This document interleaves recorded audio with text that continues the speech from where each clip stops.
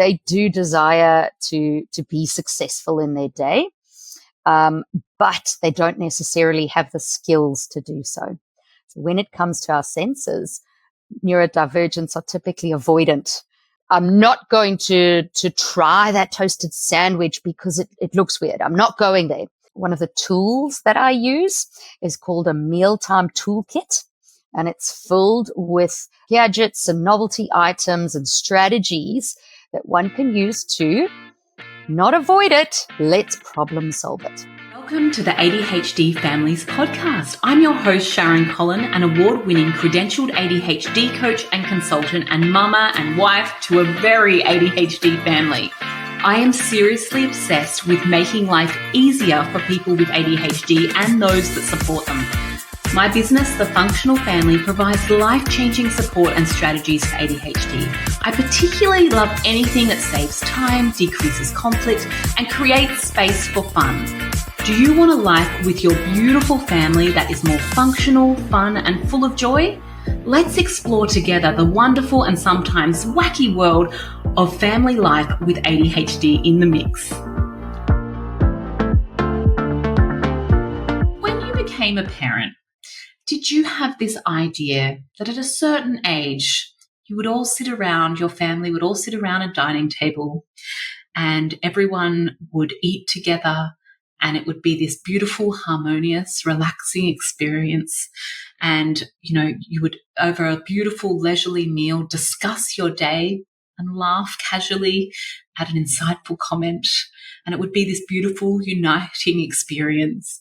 But instead, what you actually have is kids that have sensory food issues, perhaps an ARFID diagnosis has been thrown in there. Meal times have become a battleground. Your body's tensing before you even put the food in front of them.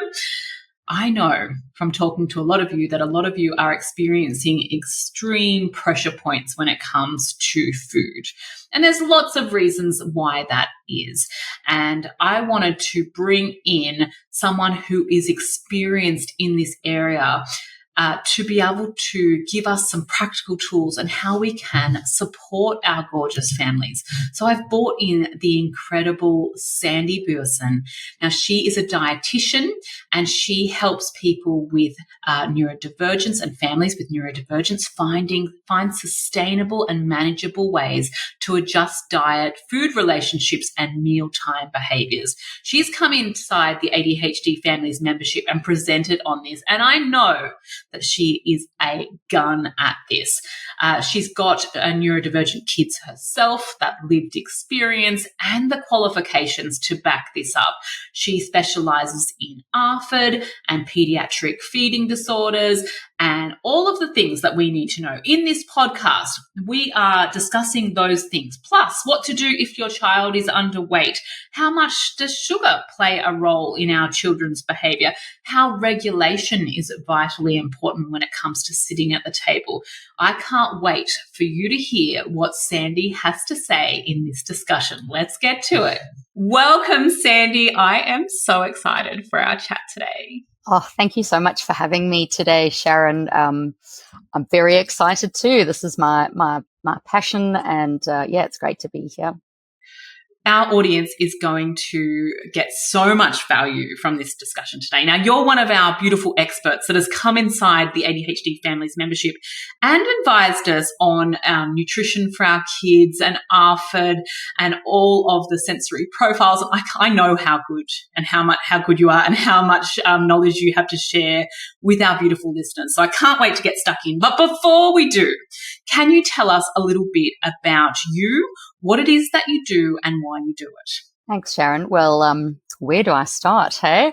I have almost 15 years experience, and I found right in the beginning and very early on, I found that the traditional medical model of treatment was just not suiting and wasn't applicable to everyone that came along for nutritional guidance and counseling. And I found that some individuals were struggling without the box problems. The textbook fails a certain group of people. And I started to dig a little bit deeper and explore that. And the biggest irony of life happened. I entered parenthood, and I all of a sudden found out the textbook didn't work for my family either. And, I was so excited to start feeding my family, introducing solids to my firstborn. And the gagging started, and the food refusal started, early on. And we struggled with breastfeeding, weaning, and it was so hard. And looking back now, understanding that we're a neurodivergent family, and I love that neurodivergence and looking at a strengths-based approach and being neuroaffirming is becoming more acceptable and more widespread. And that's where I am. That's where I'm passionate. I feel having a lived experience with neurodivergence, bringing up a neurodivergent family, places me in a position where I'm able to understand and really support other individuals where they are and what exactly they need. So yeah, that's then now I've launched my own business. It's called Sensible Nutrition, and we're launching a sister company called Sensible Health Hub next month, which I'm very excited about. And the whole idea is to really marry that idea of education, traditional medical model, prescriptive, here's a diet plan. But that's not enough.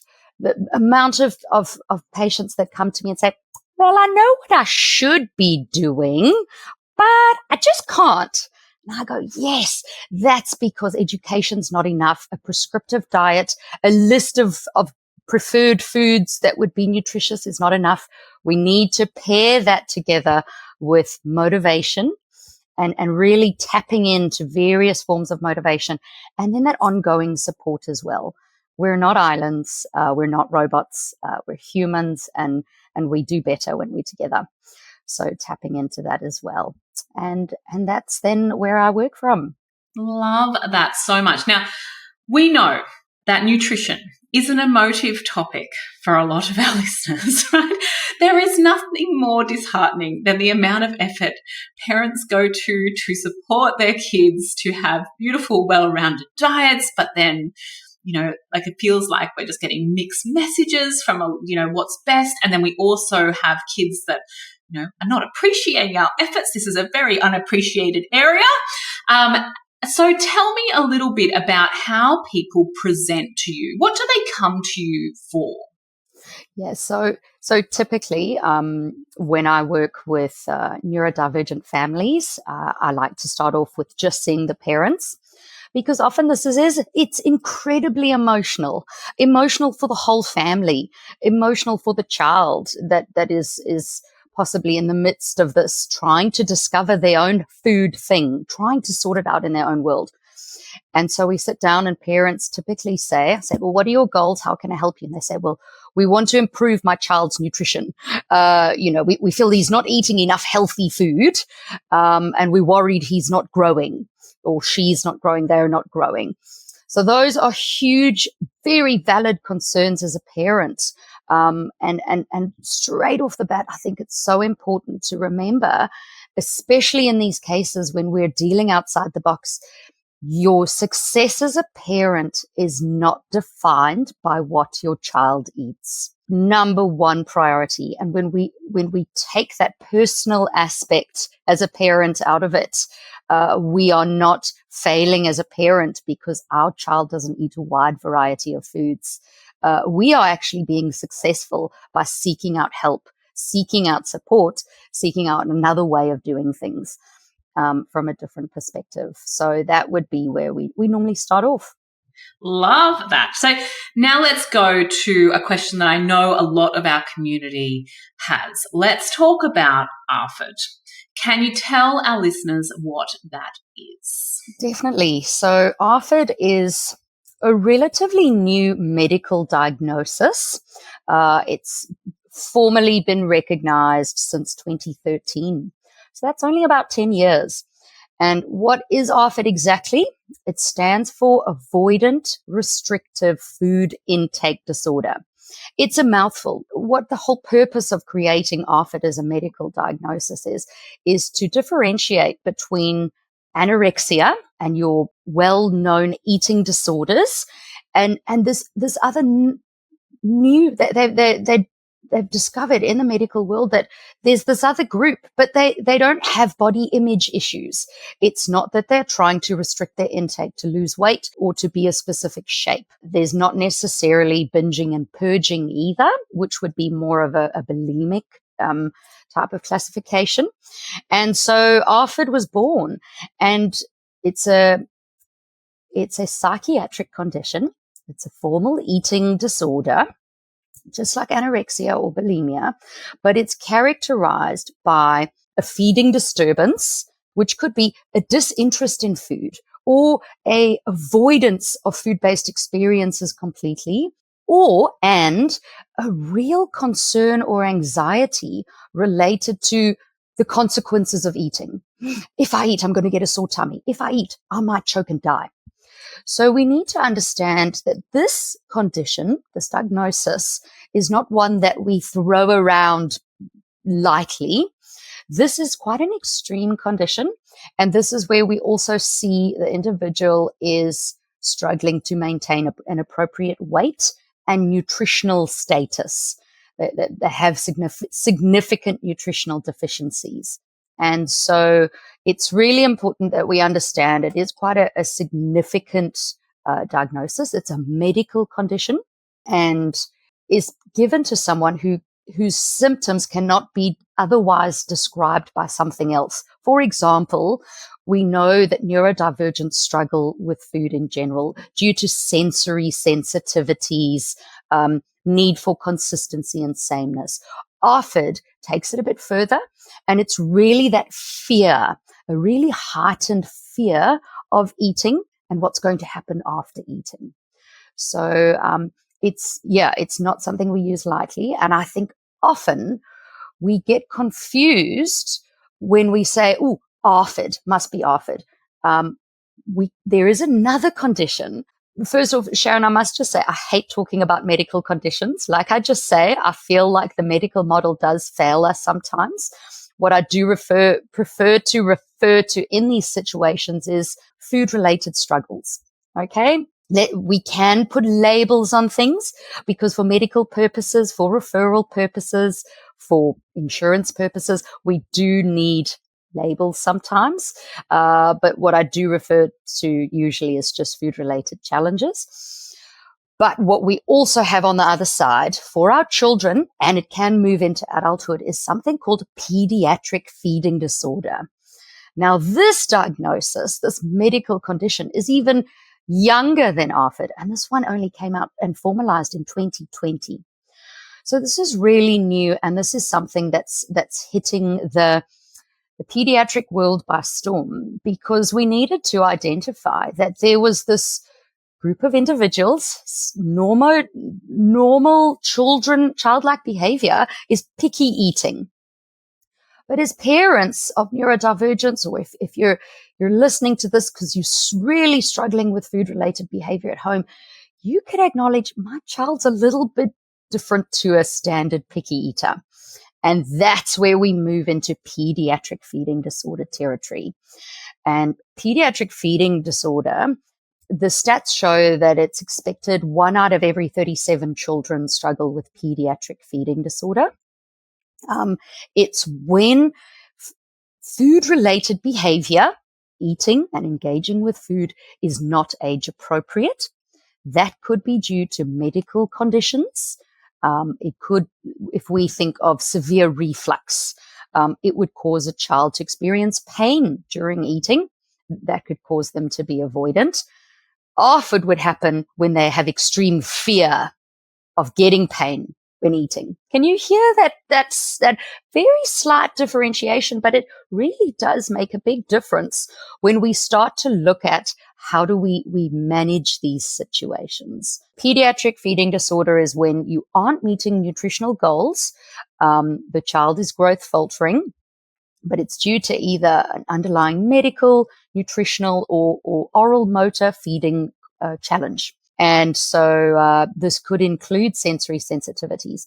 So for a lot of parents that are listening to this going, I wonder if my child has ARFID or not, let's not forget about our newest little friend in the field, and his name's pediatric feeding disorder. And it is something to explore, if it's something that you are concerned about. Such a great distinction there, because ARFID is like the new kid on the block. Everyone's talking about it, but maybe we are jumping to the extreme. So tell us a little bit about how you would work with families to help them, number one, discover what it is, but also how you would help them to support their kids as they go through this. Yeah, this is the golden question. Hey, and so I think first things first is acknowledging that as a parent, this is hard, this is challenging. It's okay to acknowledge that, and it's okay to understand that this is going to take time, and it's nothing that you did. This is no one's fault. These things do happen. The causes of these conditions are very complex and lots of different factors that play into them. So it's not your fault as a parent that you're now struggling with these conditions. And just on a personal note, I have 3 children. 2 of them are neurodivergent. I have an ADHD son and an ADHD son. And my 3rd child is daughter, and she presents with no sensory sensitivities. She will choose to eat avocados and olives for breakfast. And it's been such a validating experience as a parent when feeding your child has been an ongoing struggle and so hard, and it looks so different to your neighbors or the next child. But acknowledging that it's nothing that you did as a parent. If you use me as an example, my 3 children were all brought up in the same household and have presented so differently when it comes to food. So when we walk into this, we know that this is a marathon, not a sprint. We're in this for the long haul. Even something like pediatric feeding disorder, which has the word pediatric in it, you think that's only for children. This can be an ongoing struggle for people. But the reason that the word pediatric is in there, because the root causes happened in childhood. So this can be a long road. And we potentially need to look at adjusting our expectations, and success might look a little bit different. So this is where I've designed my model for success and my roadmap to success. After years of understanding that this needs a different approach, parents are coming in overwhelmed. Adults struggling with food are coming in with long-standing histories of cycles of failure and attempts to change their eating patterns. What's amazing, and how I mentioned neurodivergence and our understanding of our brains has improved so much. But if you're sitting right now as an adult dealing with these things with your children, you might be able to acknowledge that, my goodness, food is hard for me too. The way that I've engaged with food and the way my relationship with food we're not friends, or it's not so healthy. And this applies to those individuals as well. And so what I've come up with is my sensible nutrition, 6 steps to improving food-related behavior. Refer to only challenges and desirable and undesirable behavior. We don't put labels on things. We don't put, conditions. Let's focus on the strengths of the individual, and let's focus on the individual challenges that we can target one at a time.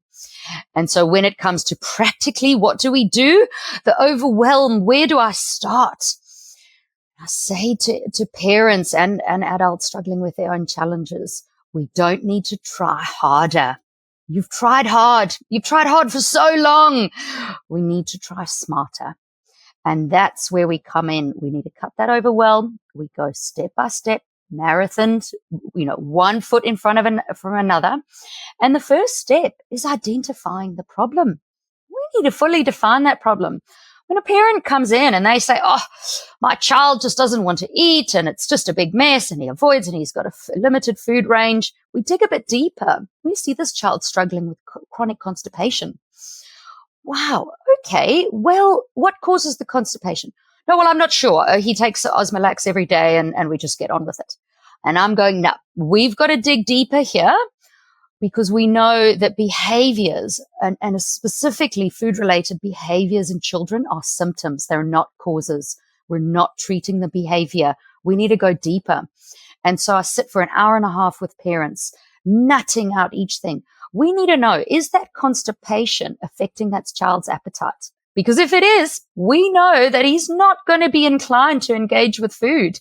We need to look at what's causing that constipation. Is it a sensory factor? Is it interoception? Is he aware he needs to go? Is he withholding because toilets are weird or smelly? Or is it a food chemical sensitivity? Is his gut reacting to foods? Because if it is, this might give us another clue to realize that he's actually maybe feeling uncomfortable or indigestion. Indigestion is a huge word for children. They don't know what that means. All they know is they don't feel like eating that thing that you put in front of them right now because they feel yuck. And we need to nut out what that yuck is. So our first step would really be trying to pinpoint all of that. The next step is then really trying to identify those triggers. For example, is it the food chemical sensitivity? Now, a lot of parents come in saying, is it the food? The food he's eating is affecting his mood, his diet. Absolutely. 100%. Sharon, I have no doubt that if we went back 100 years, let our children out in pastures in the fields to run around and play and fed them 3 healthy meals, yes, their symptoms would be less. But at the same time, we sometimes need to acknowledge that depending on where the child is in their journey with this food thing, this weird thing, this difficult thing, possibly that one isn't one of our main targets when we go into strategizing where do we start. If your child only eats shapes, jumpies, and tiny teddies, we're not about to start nutting out his food chemical sensitivities. We're going to start with some of those sensory sensitivities, some of that need to control, a little bit of the autonomy, a lot of those things. And we do need to acknowledge that in genetically predisposed individuals, nutrition can play a huge role. 100% doesn't mean that that's where we start. And so that's why it's so important to go through our steps. When a parent says, I want to cut out dairy and gluten, I know it's affecting him. Yep, we got to cut out the dairy and gluten. All of a sudden, you're dealing with a very grumpy child because he's not eating anything. Pediatrician says he's growth faltering. We're going to take him off Ritalin. And then all of a sudden, the teacher's complaining because they're not getting the results that they want from the child, or the child's affecting the classroom. Cutting out dairy and gluten may be an awesome end goal, but not necessarily our starting point. That's when we move on to goal setting. What is your expectation as a parent? Do you know what you want this food thing in your household to even look like? Did you have this preconceived idea going into parenthood that you were all going to sit around the table together talking about your day, who you played with in the playground, what 2 + 2 is and how we learn about multiplication? Or can we acknowledge that we need to adjust that expectation slightly? Dinner might look like, I'll give you an example in my house. The floor is lava and jumping on from scatter cushion to scatter cushion back to the table, taking a bite because my child wasn't left to roam in the pastures all day. He had to sit at a desk all day. And I know that dinner time is difficult for him. So we need to adjust those goals, set some long-term goals where we want to get to, some short-term goals.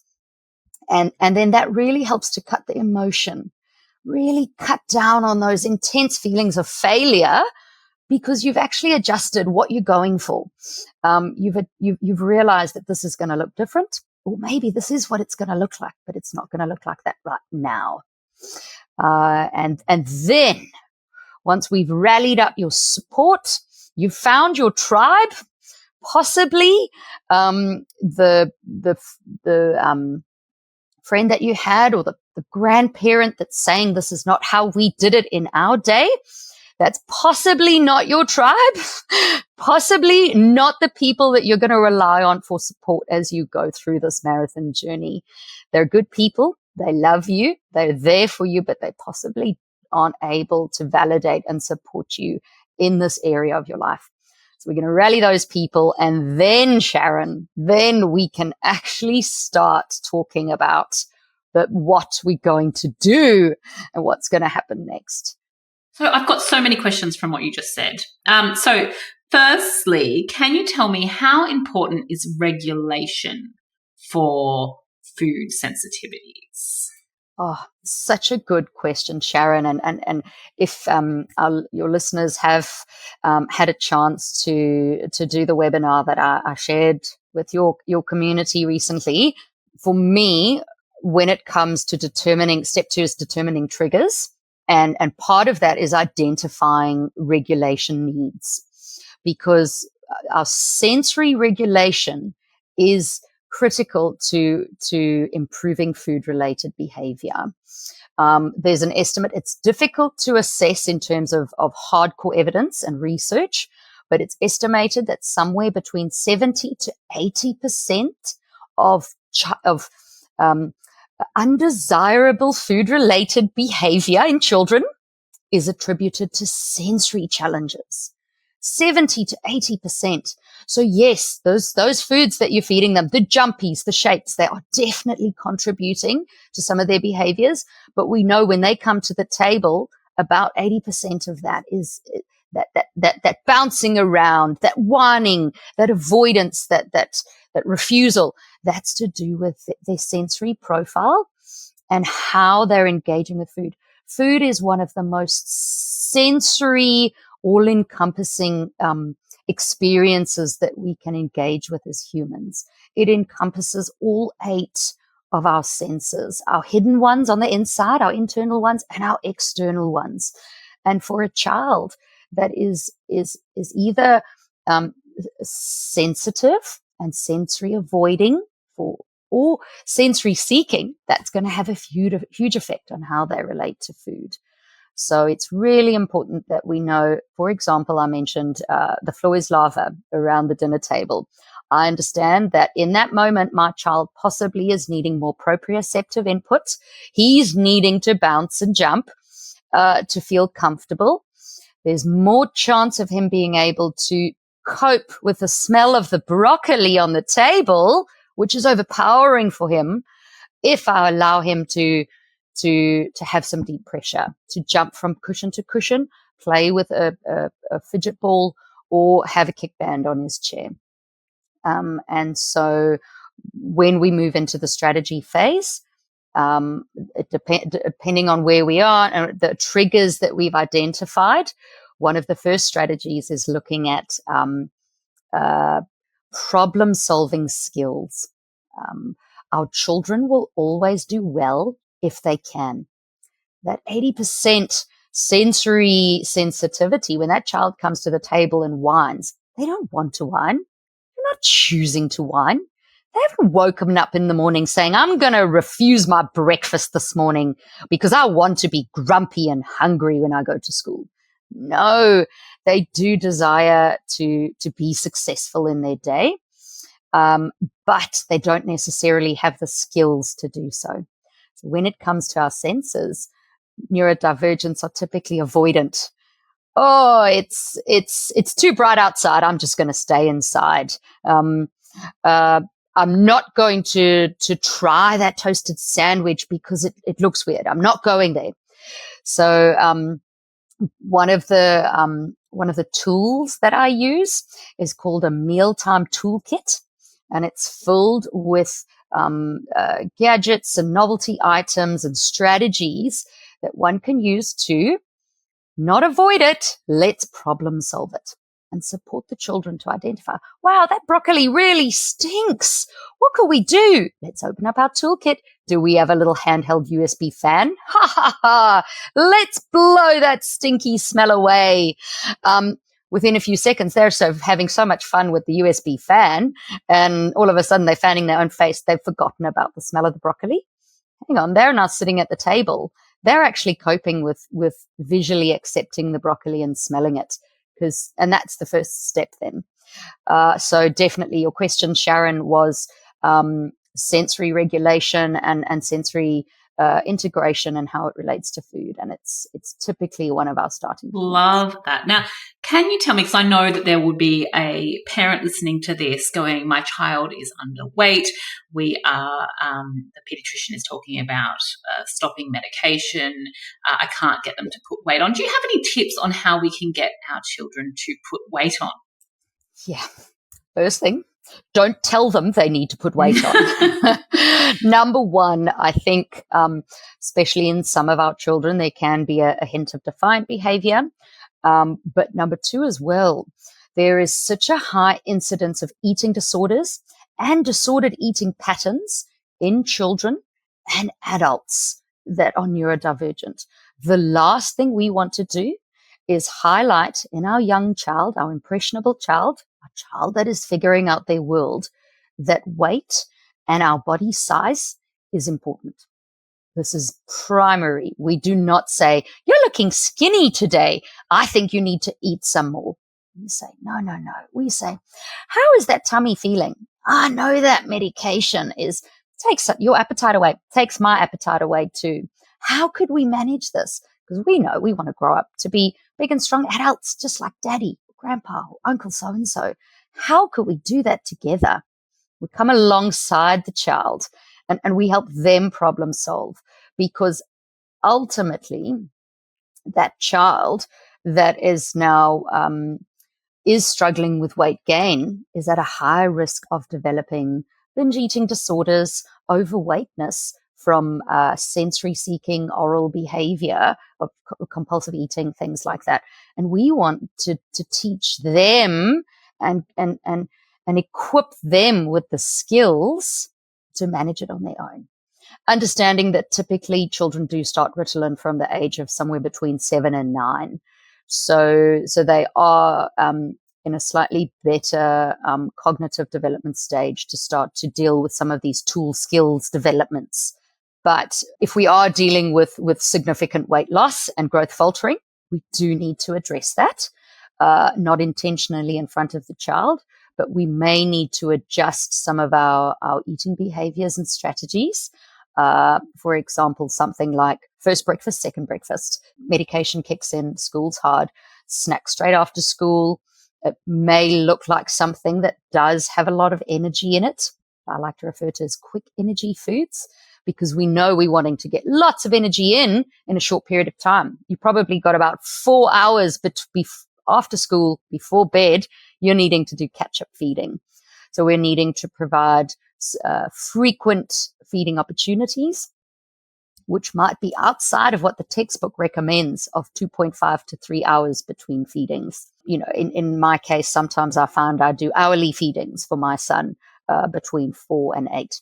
And knowing that he can only cope with small amounts because it is overwhelming for his senses and for his sensitive gut because of indigestion, I'm needing to provide very small, frequent opportunities for him to eat. And that might mean that my long-term goals need to be put on hold. Another factor that needs to be considered is parents get concerned that providing a bedtime snack or frequent feedings for, catch-up feedings after school might create bad habits for the child for the future. Yes, but right now we have a critical situation where we are needing to increase energy consumption. And that looks like frequent feedings right now. We'll have to take this step by step, and we will have to adjust habits and behaviors later. But we're going to work on skill development right now so that becomes easier. Amazing. Thank you so much. Now, the other one that I know people would be asking about is sugar. Can you tell us a little bit about sugar? Definitely. So like I've already mentioned, there is a very strong link between the food that you eat and some of your neurological symptoms or behaviors, typically increased impulsivity, inattention, and hyperactivity. Often parents will come in and say, it's sugar. My child goes to a birthday party and they bounce off the walls. Now, what they think they're referring to is sucrose. That would be our table sugar, typically added to foods like cakes and party foods. But what we need to dig a little bit deeper and go, well, what color was the sugary icing that was on that cake your child had at the party? It was bright blue, or it was bright yellow. It was a Minions cake. That bright yellow probably tickled your child's brain more than the sucrose. The sucrose came and went quite quickly. There is evidence, and we know that sugar can drop dopamine levels. A bit of a complex chemical interaction there, but I would say our major trigger point at the birthday party is not necessarily the sucrose that's been added to foods, but rather the other additional chemicals that have been added, food chemicals, preservatives, additives, flavor enhancers of your shapes and your colorants and things like that. That what I like to refer to is it tickles the nervous system. It tickles those. And that's then where we start to identify, when we're ready, identify those major food chemical triggers.